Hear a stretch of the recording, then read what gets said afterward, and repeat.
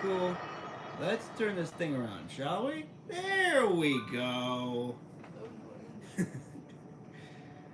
Alright. Good evening, and welcome back to my channel. I know it's been a while, but I am back recording on on the video here.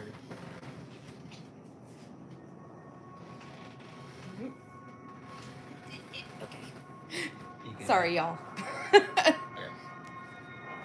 Alright. Anywho, I hope you all have been enjoying. Oh, sorry.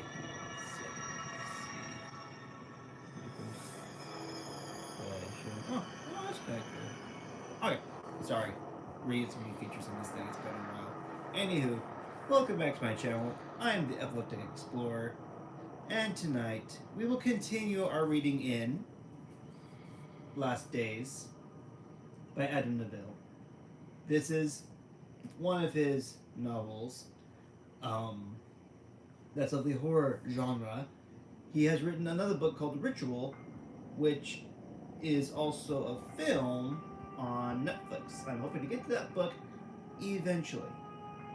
But for right now, let's continue our reading in The Last Days. Dun dun dun.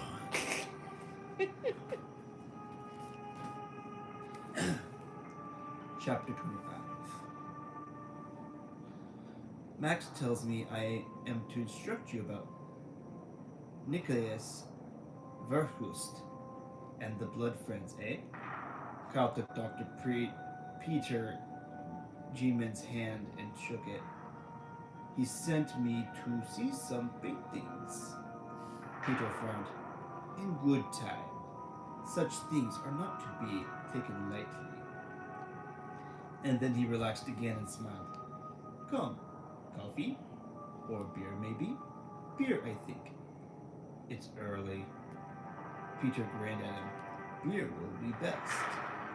Trust me in this matter. They'd met at the train station, the Renaissance historian already waiting for him on the arrivals platform of the airport shuttle. And Kyle wasn't sure he'd ever actually spoken to anyone who wore bow ties before, nor why he was surprised that anyone associated with Max would be eccentric, because Dr. Peter G-Man immediately confirmed the stereotype of an insane academic with his snow-white hair launching from his scalp in a fountain, only to be carefully sculpted back at its furthest extent, like a quiff grown too long. His pointed face was all nose and minimalist spectacle frames. His brows thick and incongruously jet, like a character from The Muppet Show that he couldn't remember the name of. An observation he wished to share with Dan, without whom he felt exposed and vulnerable in this strange city. Dan had called him 5 times during the flight. Just seeing his name in the missed calls list had flooded Kyle with relief and a welcome glow of warmth and familiarity. One night, away from his best friend, and he desperately wanted to repair any damage caused during their fractious flight back from Seattle, Dan left 2 messages in a voice unusually subdued and full of uncertainty.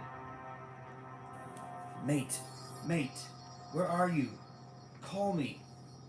You won't believe this. I found something. Oh, man. There had followed sounds of labored breaths and insinuations of background interference, as if Dan moved with a heavy weight in his arms. The camera? The allotted time for a message then ran out. The call was timed at 5 a.m., when Kyle would have been in security at Stan's airport. He'd risen from the sofa in Max's study at 3:30 a.m., had spent 3 undisturbed hours out cold when he was roused by Iris with toast and coffee just before the airport car service, the airport car service pulled up outside. Kyle's flight to Antwerp had departed to London at 6 a.m. Dan's second message arrived 20 minutes after the first. Dude, this is weird. You need to call me right away. Answer your phone. There were there were another 3 missed calls listed from Dan's number. Made 10, 12, and 16 minutes after the second message. Since his arrival at Antwerp, Kyle had called Dan twice. There had been no answer, so he left messages and tried to explain in a few minutes where he was and why he was there. He wondered if Dan had gone back to Finger Mouse's flat for the all-nighter on the Avid. Maybe they'd found something on the footage, maybe on the audio track. And then his thoughts darkened, and he wondered if Dan was in danger. A peril he had placed his best friend within reach of. A sudden cold seizure immobilized him in the train station, and he nearly broke into flight, straight back to the airport. No, he was here now, and a moment from the revelation they needed to understand what it was that hunted so many through the dark. He had to know and needed to know his nerve until Dan made clear his position. His calls could be nothing more than news of an accidental image caught on camera. Another one. Your first time in Antwerp? Peter broke Kyle's anxious absorption. Kyle followed Peter. He carried himself out of the station and onto De Kaiserliche Strasse, like an old dancer upon voguish leather shoes, and one expensively dressed in a tailored three-piece suit. His companion smiled as if pleased with his role as guide, and struck a quick and purposeful pace through the pedestrians, cyclists, and trams as the city opened around them. The sight of it added fresh demands on Kyle's worn-out mind. He wondered if his brain function would soon reach maximum capacity and just shut itself down. Not what you expected, Peter smiled and bowed slightly as he spoke, which made Kyle feel automatically privileged, as if his counsel was being sought, or as if something of great importance was about to be imparted. The man had a professional gravity that grew in a listener's concentration, which made Kyle desperate to film him. And all of this, the spectacle of Antwerp, it really wasn't what he expected. He'd expected a facsimile of a depressed British city in the 1970s, though couldn't think why. He knew nothing about the place. Peter guided Kyle towards a cab. A good day to walk. A good day to walk, but the time we must be aware of. You must fly back today. So, we talk for a short time, and then maybe we see something. My flight leaves at 6. My flight's at 6. Peter nodded, and once they were inside the cab, he said, let me tell you about this city. I have a friend, also English. He deals in art too. He has been here 2 years, and every week he tells me he finds a new square when he walks. He tells me the city is half fairy tale and half gothic nightmare. I wish I still had those eyes. He added as a sad refrain. Through the windows of the taxi, Kyle could see what Peter meant. Under blue sky and late morning sunlight, the place was everything he loved about continental cities. Chic and shabby, spired and blackened, mysterious and beckoning. We come to the old town up here. I know a place that serves triple Carmelite, the finest beer in the whole world. You English like beer. Kyle nodded. It will be good for you. That bad? Peter lowered his voice so the driver couldn't hear, leaned into Kyle's shoulder. He smelled of cigars, garlic, and mouthwash. It is only an informed man that can understand these works. You see, one must get past the grotesque and understand the images, the symbols that these works contain in themselves. Otherwise, we are just horrified, and we learn nothing. They took seats at a wooden table outside a bar in the road marked, darkened by the shadow of the Cathedral of Our Lady, itself surrounded by walls of grand stone palaces and colorful stamped buildings. Cobbled lanes fed off the vast square into a labyrinth of medieval shadows, dark glass, iron balconies, walls blanketed by ivy, turrets and flags. The cathedral flung its ecclesiastical claws at the heavens, while the town at its foot promised to whisper and enchant amongst its alleys and canopied cafes. It excited Kyle and flooded his imagination with panoramic shots. It was beautiful, but daunting. Peter relished a long draught of the golden beer that came in a glass shade shaped like a vase, nodded at the square. The world has been coming here since the Frisians, the Franks, the Romans, Vikings, the Spanish, Napoleon, the Dutch, Germans, all of them, they come and go. But they all leave something behind. Curious things. Antwerp draws things to itself. Strange things. It collects them. He looked at Kyle over the rim of his glasses, smiled, and you thought it was all industrial. Maybe cranes and docks? Kyle returned the smile. No, Antwerp isn't itself is history. So much so it can hardly be unraveled, because even as I say this to you, it changes again. It is art, which is why Nicholas Verhulst came here too. You know, you know about the film I am making? I do. Max told me. I should like to see it someday. But do you know about what we have seen? Max has confirmed some details that we expected, yes. Expected? He swigged at his beer. Who is we? Peter smiled. Patrons. And my occasional employers. An old family who prevent remarkable things falling into the wrong hands. What I am about to show you, Catherine once tried to buy it. You know that. No? She was not the first. No will be the last. Curiosity is killing me here, Peter. I am wondering how this relates to the story I am trying to tell. Peter watched him gulp another mouthful. It was as sweet as wine and refreshing as a cold lager. Slow. That beer is very strong. It gets you in the legs. Good. Peter opened an elegant cigarette case, withdrew his cigarette, and offered the case to Kyle. You have seen many strange things. It was a statement, not a question. Peter lit their smokes.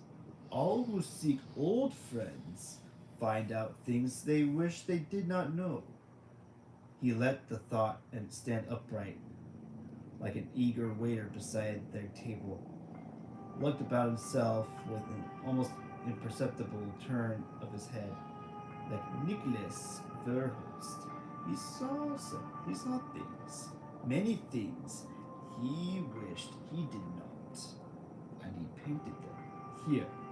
After he escaped from a little palace, a little place in France that I think you know of. Kyle frowned. The farm? More or less. But it was a town then, in 1566. Kyle wiped beer off his chin. 1566? Yes. Sister Catherine and her followers were made in the image of some other thing. The immensity, the age, the apocal stature of the square seemed to lean inwards to crush Kyle deeper into the cold shadows at the feet of the blackened cathedral. He shivered. Peter exhaled smoke slowly, watched it drift. People come here to see Rubens' work. Bruegel, others. But I think Nicholas Verhulst is the most affecting of them all. He painted what was known as the Saints of Filth, something that tourists do not see. I would like to say you are fortunate because I will show you a forgotten masterpiece, but I cannot say that because the fact that you get to see it means you are involved too, which is no privilege at all. Who was he? Peter turned back to the table, looked at Kyle intently. He is not the subject of your list. Like you, he was a commentator, a recorder of things. The man we must speak of is Conrad Lorche, a German, from Cologne. Peter studied the end of a cigarette, nodded, muttered to himself. Lorche was a printer with big ideas who became a playwright, but was not successful. Then he was a traveling actor, and it is said he was charismatic, persuasive, a well-educated man. He even went to university. You see, his parents had some money, for a while, and like many opportunists, after the Reformation, Lorche also declared himself a prophet of God, claimed to be in receipt of divine insight. He attracted many disaffected people from him in Germany, then the Netherlands, Walloons, English Protestants in exile, French Huguenots. He and his followers were moved around, you know, set up in villages and small towns. Got chased away often. You see, they grew from the tradition of Taborites and Anabaptists from the 1530s. You know of these? Kyle shook his head. These groups, they will govern themselves. They thought they were in an elect. They looked with contempt upon all authority, government, all faith, Lutheran or Catholic. They were radicals who denounced the state and church. Militant, who answered only to God directly through their prophets, their leaders. Lorche even survived the siege of Munster. We learn from Prophet Matthias and John of Leyden there, leaders of the Anabaptists who once took over a whole city, made it their own, and Lorche, who transported their ideas, he copied them, and like the Anabaptists, Lorche was also persecuted in Germany, in Switzerland, but he had total power over his followers. We don't know how many. We think maybe a few hundred.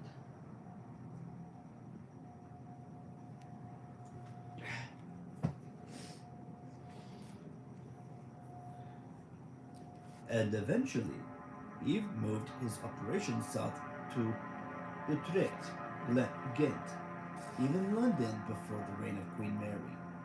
But 1566 is the year in his life that we must concentrate on. The Duke of Alba, with 10,000 Spanish soldiers, came into the Low Countries on the orders of Philip II, King of the Spanish Netherlands, to suppress Protestant heretics.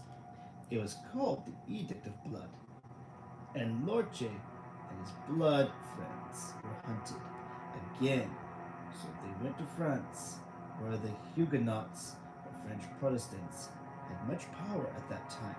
Lorche took his people, his blood friends, to this little place called Saint Maine in 1566.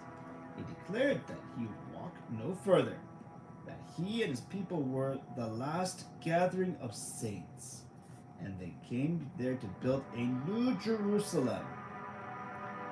Saint Nene was a small town in farming land. His place you have seen. It had a wall around it, like Munster. That suited him, not just to keep people out, but also inside. It also had a peasant population he hoped would be keen on this new Jerusalem. On his own brand of salvation, this town is no longer there. But he renamed it New Jerusalem in 1566. Peter Peter looked at Kyle sideways and acknowledged his unease with a tilt of his forehead. Observing that no one was eavesdropping, Peter leaned back in his chair, waved a cigarette through the air. You know this place as a farm. That came much later in the 1830s, but once it was a whole town. I have been there too, many years ago, and I found bits of the ritual walls in the fields nearby. But here in 1566, Lorche had visions, like he did in every place he had been. He ran through the street. He ran through the streets.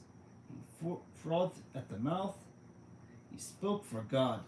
Great angels had come to him and spoken to him. They told him he was the Messiah. And the peasants, they loved him. He convinced them, this actor. And then the usual thing happened.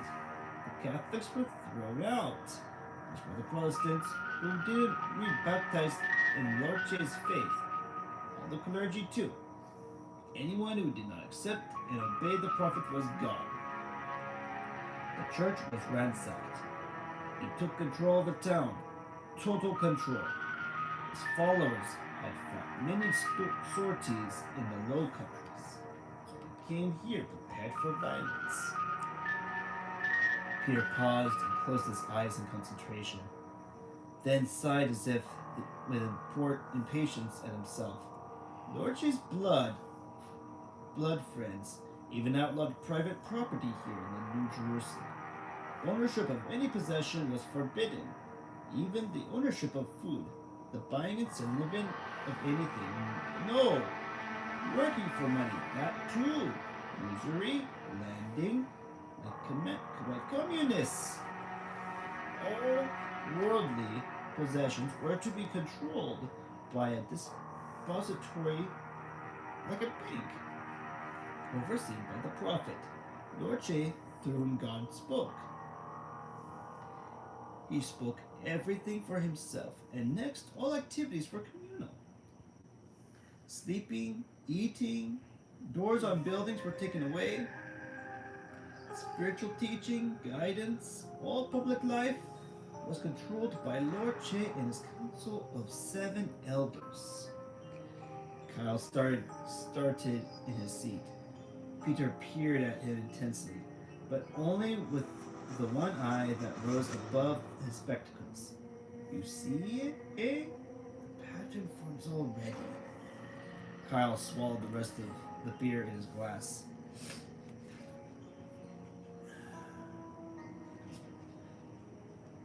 Peter looked at the table, frowned in concentration. Lorche the prophet. He slept for days and woke to announce new proclamations from God that had come to him through his whispering angels. Then he went and spread the word in New Jerusalem, and at first, celibacy was the rule of his law, of God's law. Fornication, a capital offense, punishable by death. The New Jerusalem only had room for the purest disciples of his scriptures, his interpretation. The world had lost its way and was cursed, and Lorche was the Savior. Angels told him this. When there was a prophet or opposition to what he wanted, then the angels spoke. Some said they were devils, but those that did were not only banished, but executed too. It is a terrible place, but he called it paradise. First big trouble came because there were too many widows. Life had been hard.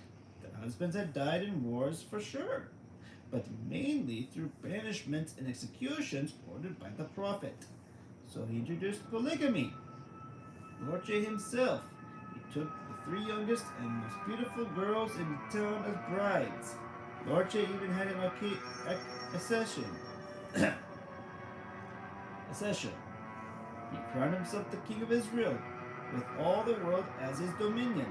He said he was the Messiah as foretold in the Old Testament. He wore fabulous robes of purple. All the gold in the town was melted to make him rings. Jewelry fit for God's one king. His court of 7 elders also had magnificent clothes. They went everywhere with him. He made up new holy days. There were festivals and parades. All had to bow. He never got tired of it. Soon he had 15 wives. All were made queen. They had the best houses by the church. They lived in luxury. People of the town gave up all their clothes. Their possessions and their food was rationed. The market square became his court. His soldiers protected him. They encircled the square. On his throne that he stole from the bishop of the diocese, Lord Chase sat in the market square and he announced new laws from God. He gave out sentences too. He claimed he was the emperor of the Black Forest, who would reign for 1,000 years. But was it through God his power came? And which God? We must ask ourselves. And who were these angels he as emissary to the chosen one? We do not know. But his followers believed him, and that was enough. He proved it by pouring out his sin in serpents from his mouth, you know, and by walking above the ground, by finding hidden gold where people buried it. It is said he knew all the secrets of their hearts, and he controlled their souls, that he turned them into dogs should they displease him. To prove his power, he made some of them see through his eyes. See through the eyes of God, he claimed. Others he made them see through the eyes of dogs. Children claimed were to become true angels, to be saved from the sins of their fathers. He took them too and kept them in a barn in isolation. He smashed apart all families and marriages. The church, they thought he was a witch, that he consorted with devils. You can say, who even thinks in these terms now? In France, this was also the time of the wars of religion, and the house of Gaius heard of Lorche and his vandalism, his heresy, his iconoclasm in Saint Mayen. But it was only when Lord Lorche killed the local bishop that he signed his own death warrant. Then he became a priority for the Guy's family. Lorche even had the bishop beheaded in the market square to show the people that the church had no power over them. He also fed the bishop to a pig and then appointed the pig as the new bishop. He claimed he put the bishop's soul inside the pig, which was his power. It was called the unholy swine by the people in the town. They dressed it in robes and a hat. It even had a scepter.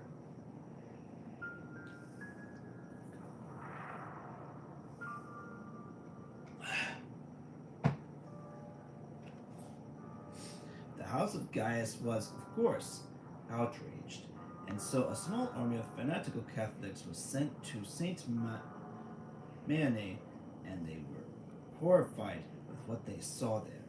The people were even starved now because Lorche ordered from his throne in the market square with his pig bishop beside him that no one was to work. They were to wait for God and to do nothing else. Besides, of course, to listen to him. They even turned the church into a stable. Peter sat back and sipped his drink aside. What happened next? What happened next was inevitable. He took another cigarette from his case. Burning eyes made Kyle realize he'd stopped blinking. The groat mark no longer seemed to be around him. He wondered again and hoped that this was all some elaborate practical joke of which he was the secretly filmed victim. Peter studied his face. I can see that you do not laugh. This has your interest, because you identify a beginning of something terrible that was to be repeated, as all terrible things are. He smiled. Now, I think we can go and see the Saints of Filth. Nicholas Verhurst, the painter, he survived the massacre. All the others who came down from the Low Countries with Lorche, they were slaughtered or they burned. Pope Pius V in Rome gave the order himself. He said the soldiers were to make Saint Mayame off the map, burn it. So the place went back to nature afterwards. It became farmland again, but the land was no good for the blood friends. Peter paused before a vast wooden door to the deserted street he'd led Kyle to. As Peter talked, they had walked south from the Grote Market to a tall, thin building with a pointed red tiled roof in St. Andrews. It was unmarked and appeared empty. The huge door was set between a gallery that featured in its window a few sculptures made with wire, and on the other side was a shop selling maritime antiques. Neither seemed to be open. The narrow lane was still, silent, chilled by shadow in the gully formed by the steep-faced buildings on either side, and shielded from the sounds of traffic by the high facades. At the moment, the family keep the Saints of Filth in. At the moment, the family keep the Saints of Filth in here.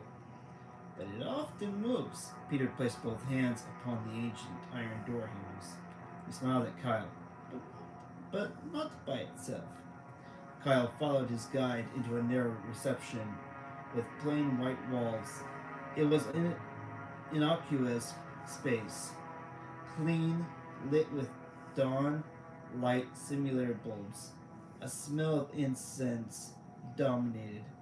Opposite the door, a thin staircase with a black iron handrail began to an ascent. Once inside, Kyle felt peculiar, dizzy, unwell now. They had left the big sky and the thoroughfare of the old town. His stomach popped and fizzed. He tried to put it down to lack of sleep, then accepted his guts jingled at the expectation of seeing something he was sure would not go for him. And now, I am afraid I must search you, Peter said without a trace of humor. Sorry? The family insists. Cameras are very small these days. Please do not take offense. Who are these people? Peter put his index finger against his lips. Guardians. Their ownership in it is, shall we say, reluctant, but necessary. Even if you come back here, the paintings would be gone, and it's not good to look for too long. Many people who have done, they never have a good end. They go mad. When the family realized this many years ago, they took measures. He looked at Kyle in the eye. May I? Kyle couldn't disguise feeling insulted. Go ahead. Peter inspected the lapel of Michael's leather jacket, his collar's belt buckle, crouched down and studied his boots. Your bag. Leave it here. Kyle slid it off his shoulder and dropped it. Peter smiled when he was satisfied. Good. Now I think we can go up. They passed 2 floors of closed doors, 2 per floor, went up through the intense light of the stairwell to the small landing of the top floor, which no more than two people could stand on together. Peter entered a code into a metal panel in the left door of the street facing room. Looked over his shoulder at Kyle, nodded, and then entered the room. Steel blinds covered the windows. White paint softened the walls and ceiling about an unfurnished room. Its floor plain wooden boards. A quartet of aluminum stands in each corner of the room held clusters of powerful drone light simulators. Wires trailed from them in a multi-plug board. The concentration of their luminance upwards prevented a direct focus of the lights on the three wooden stands, upon which three large paintings were mounted. Each painting was covered with a black cloth. Behind the easels were three black cases, open to reveal protective, velvety interiors. I'm so tired. I hate that fucking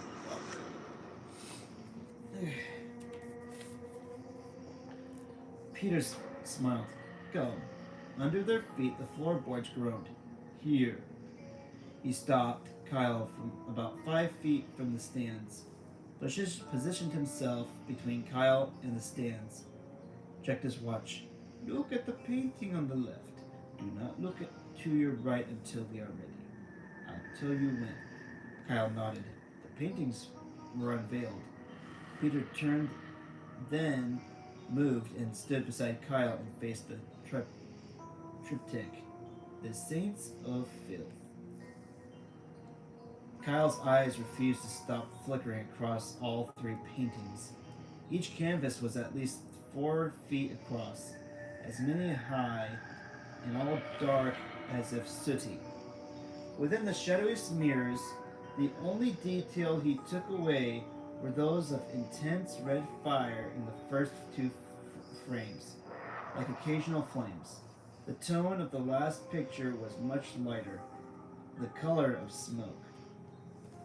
The first one, yes, it is called The Siege of Jerusalem. It is the beginning of the end for the Conrad Lorche and his bloody friends, at least for a while. Kyle glanced at Peter, who nodded at the canvas. Tell me what you see. Kyle looked at the top of the first ancient wooden frame and moved his eyes downward. Saw a thin strip of distant sky, red and black, cut above an arid plain of dry or scorched land. In the top third of the picture, beneath the angry sky, an army bristled with pikes and lances. Their steel helmets were close together, and the armored cluster moved as one mass upon a mostly broken wall. About the rubble, inside a town, a handful of men with thin legs threw their arms into the sky and stood with drawn swords and banners. It looked like a fine stand. I see the army, the siege, the besiegers, 700 soldiers, 200 mercenaries, Spanish, very well disciplined, with much experience slaughtering Protestants. The walls were broken, and the soldiers are pouring into the town with Saint Mary, I'm guessing. Peter nodded.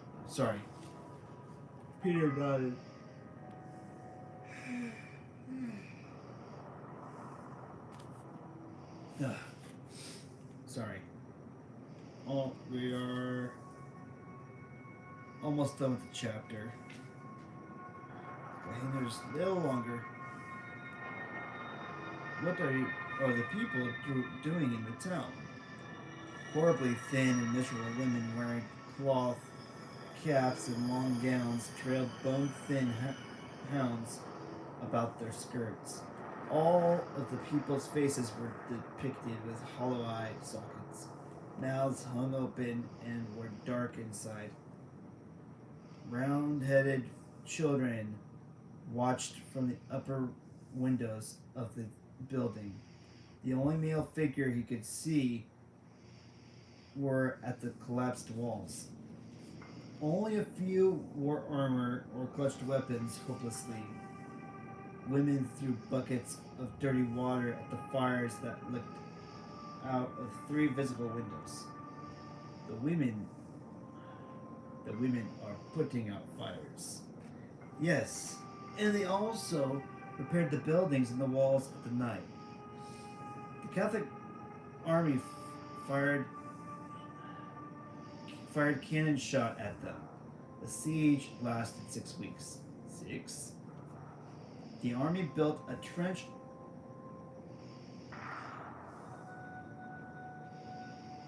Sorry, wrong one.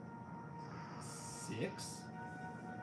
The army built a trench around the town and decided to starve the blood fiends. See how they all look? Nicholas Verhulst painted them as bones in rags. They have no eyes. Their jaws hang open like the dead. The royal court held the stores of food, which ran out very quick. And people had no bread for 6 weeks. It was forbidden to eat the dogs, so they ate the horses. They ate the rats. Then they ate the grass. The unholy swine. He was all right, and the prophets elect. The royal court of God's one true king ate well while the people starved. Lord Che sent sorties outside the walls, and he even destroyed the army's cannons in skirmish. But the Catholic soldiers, they still surrounded them, starved them. Lord Che killed those people who tried to go over to the Sky's army. When the town people were promised sanctuary if they recanted. See the market square? Kyle found it. 8 headless figures in white winding sheets lay in the dirt of the square before a figure in purple robes who sat upon a golden throne.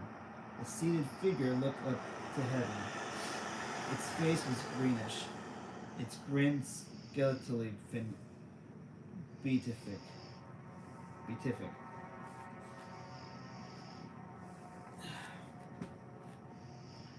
Apostates, Peter said, beheaded. He offered their blood to those angels he served, with whom he had a pact.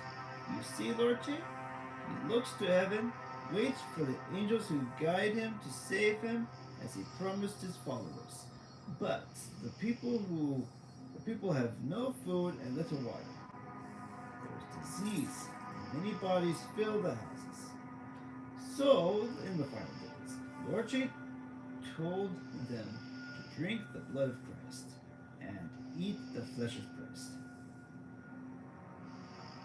Lord Che got the big bishop to bless the bodies of the sick and dying and said, eat to his people. So they stayed alive a bit longer, eating their own dead. Kyle swallowed the bitter taste that had come into his mouth. Look, upon the table in the marketplace square, you see the feast? Kyle did, but wished he had not. Entire skeletons of horses littered the flagstones of the square before the church, picked clean. Before the doors of the church, a table was laid with bowls of reddish brown liquid. Lifeless,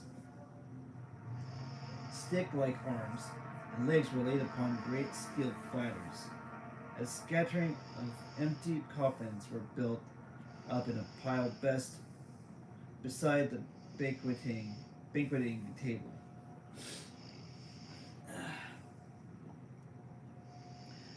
Now look into the next painting, The Martyring of Fools. The market square filled the entire canvas and was depicted in much greater detail. A dirty, rubbish strewn space of wet stone and poor light. Either the painting was filthy with age or dark. Greasy smoke had been deliberately conjured to drift across the area and fade it back. uh, and stain the background. The flagstones were littered with the dead and the dying. Faceless figures in dark steel armor formed a border about the slaughter upon the long shields of the soldiers. The thin red crosses looked wet, but the apex of the picture's images concentrated on a series of upright poles, which things attached to their upper lengths.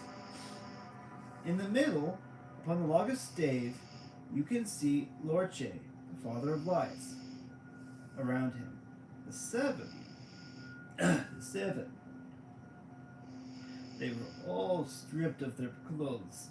Their legs and their arms were smashed with poles while they are still alive. Then they get tied to the beams and raised vertically.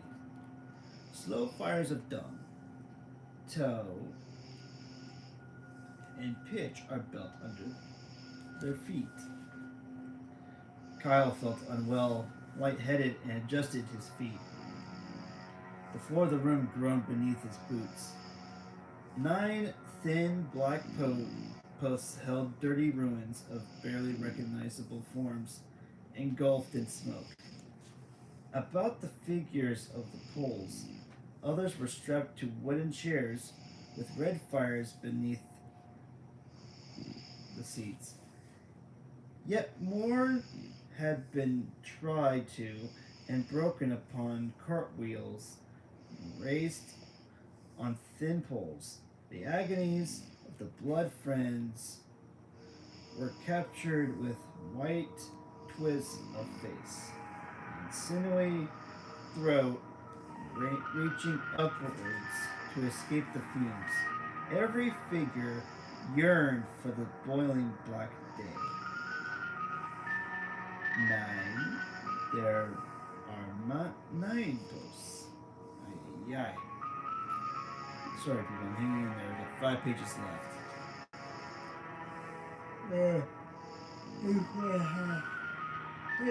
Almost done. Peter smiled. Here burns the king, 7 elders, and their bishop, the unholy swan. You see his feet, the last one on the right in the picture. Pig feet. The picture is dirty, but if you look closely, you also see his vestments. They burn him in his holy robes and his bishop hat. Kyle chose not to look any closer. What happened to the others? The peasants, the people of the town. They were slaughtered in their homes. Few lived. Sorry, I keep changing my voices here. Few lived. The soldiers lied, said they would be saved if they ended the resistance. But they found most of the people given over to an baptism to save and alive with demons. So they cut their throats in their homes. Many were beheaded, hundreds, maybe 1,000. Who knows now? Their corpses were salted. The children and some women were sent to other towns in the diocese, but nearly all others died here on the last day of the siege. Verhulst was an educated man, and his parents had a memory. He served because we think he bribed the Spanish mercenaries. Now look at the sky. Tell me what is happening there.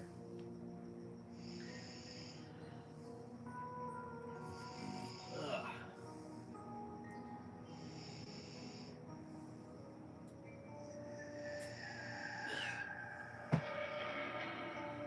The sky seethed with a cumulus of pitch black smoke from which curious vanilla gases appeared in places as if a sickly sun was trying to light the ground.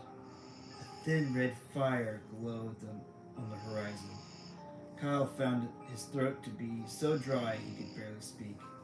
It's dark. Some smoke, maybe, from the fires or a storm. The captain of the soldiers claimed a storm came on the final day. Sorry. The captain of the soldiers claimed a storm came on the final day, the last day. As they put the heretics to the sword, and as the town. Oh, excuse me. He said a terrible wind came up and started to scatter the buildings. He said the air was full of smoke and embers, and they were forced to withdraw. What was left of their chains chosen was meant for steel cages to be taken around the nearby towns. The cages were to be hung from the steeples of churches as a warning.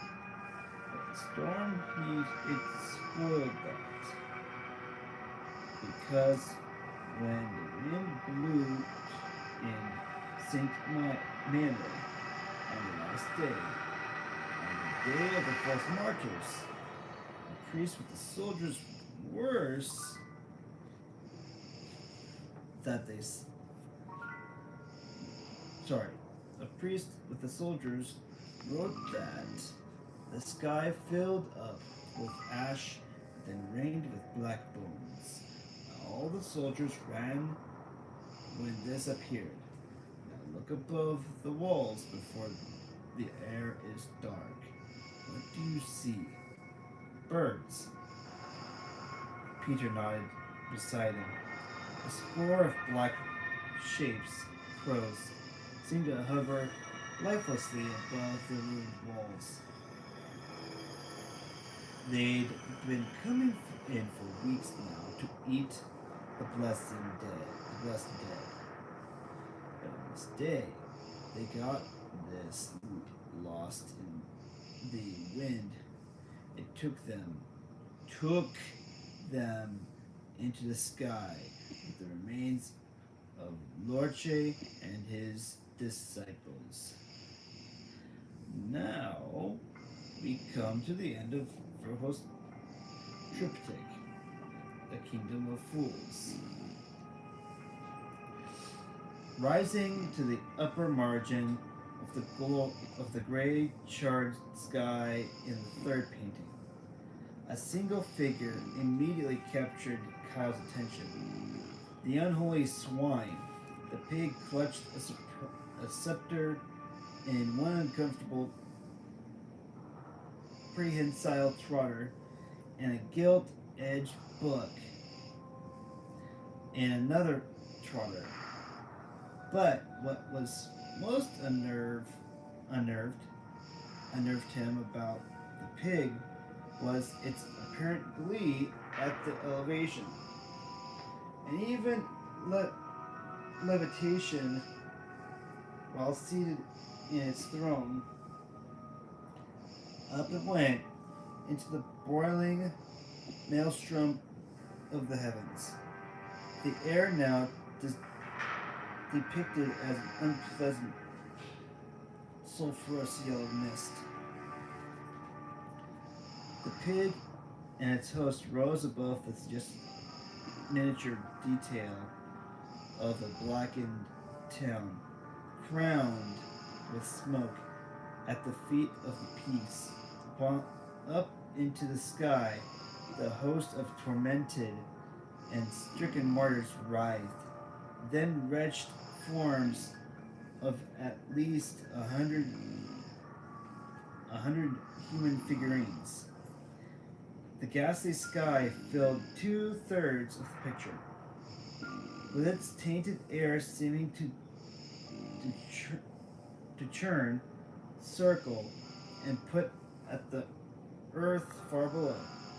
Birds who were still feeding on the listless human carrion of the fire were as if delighted by their ghastly ascension, and they were whirlpooled into the sky. Roam thin dogs with long snouts, lolling tongues, and prominent rib cages rose upwards too, as if on their hind legs, and barked as at the turmoil in the heaven about them.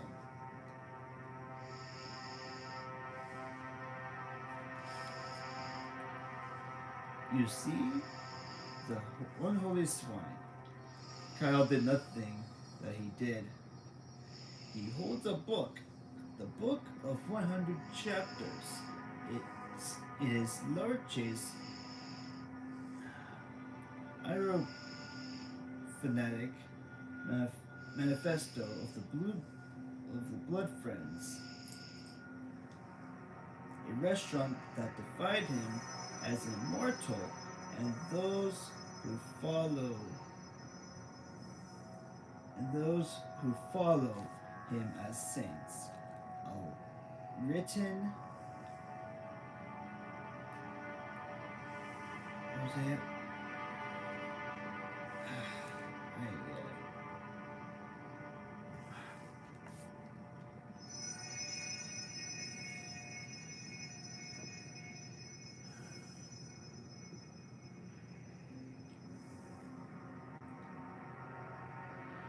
Let's see, where is it at? Oh yeah. You see the unholy swine.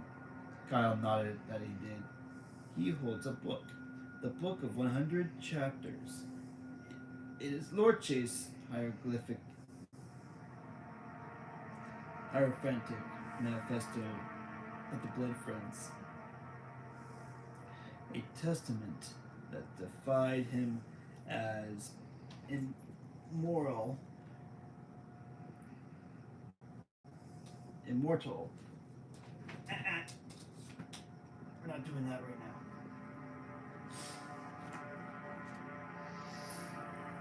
Immortal. Oh,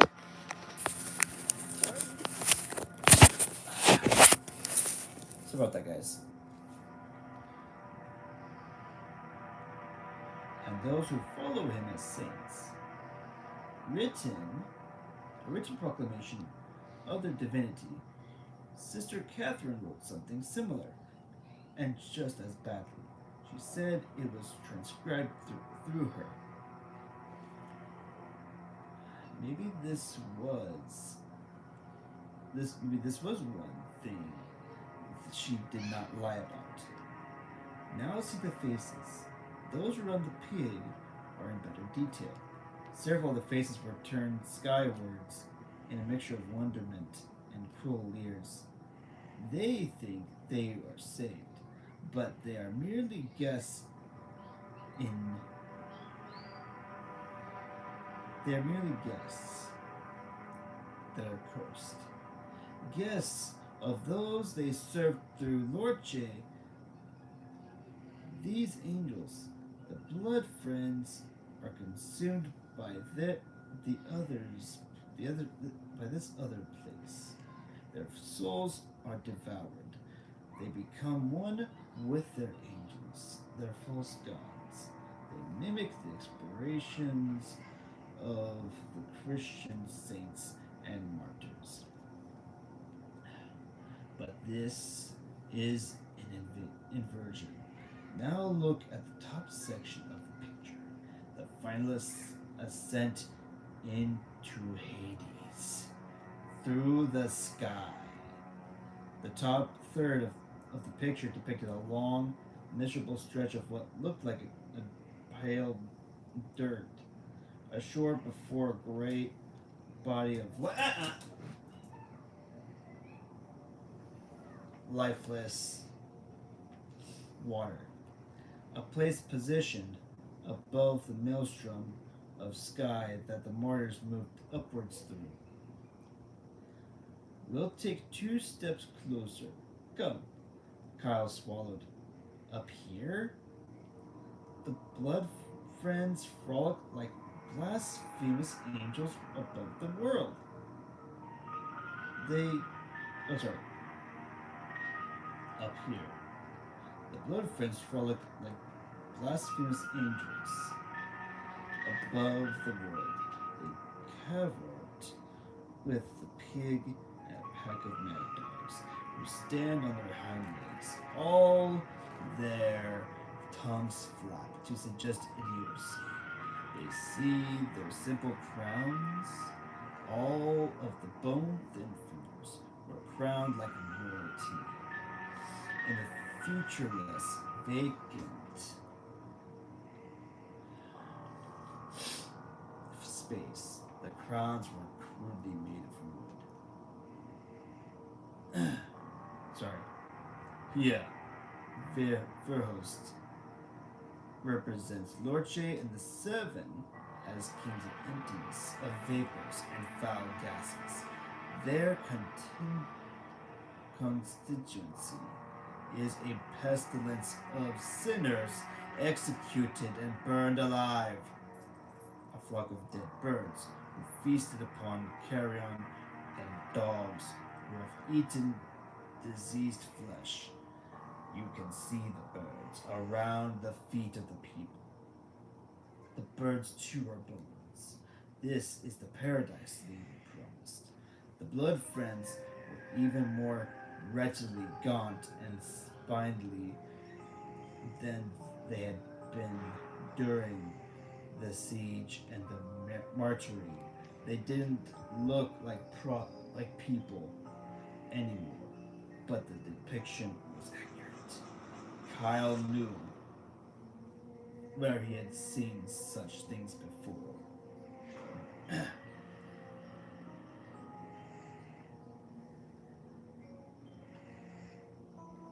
Ugh.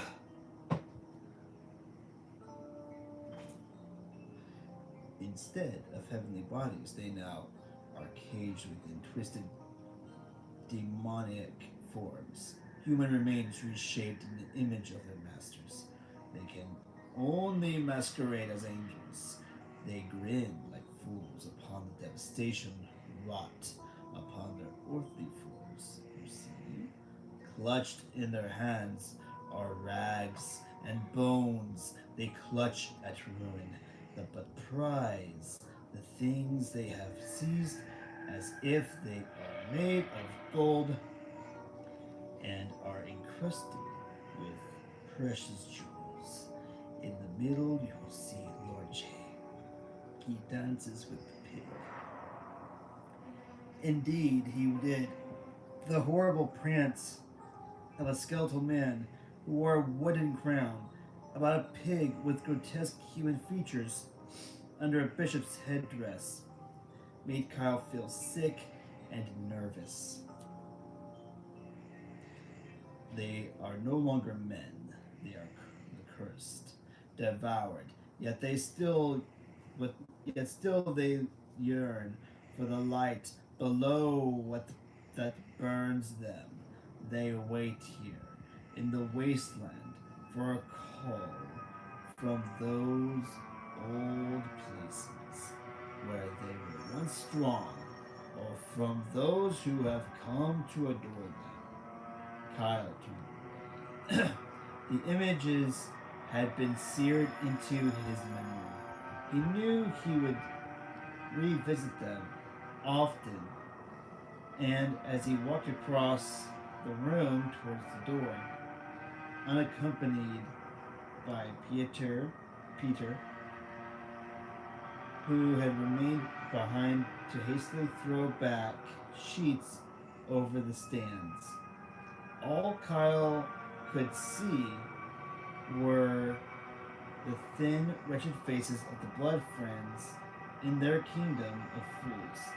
Their white eyes were full of madness. And that is the end of chapter 25. I hope you all enjoyed that chapter. We are inching our way closer. We have about, I think, 150 pages left now. So, we're getting closer. I hope you all are enjoying this book. Please like, please follow. As of recording this video, we have surpassed 200 subscribers. Help me reach my goal of 250, please. That would be a humongous help for me. Please support this channel. It's growing very slowly, but it is growing nonetheless. And I really do ask you guys to help me by subscribing to the channel. Hit the bell for notifications so that way you don't miss the next video like this one. And hopefully we get to see you all in the next video. Until then, this is the Epileptic Explorer, and I hope you all have a fantastic evening.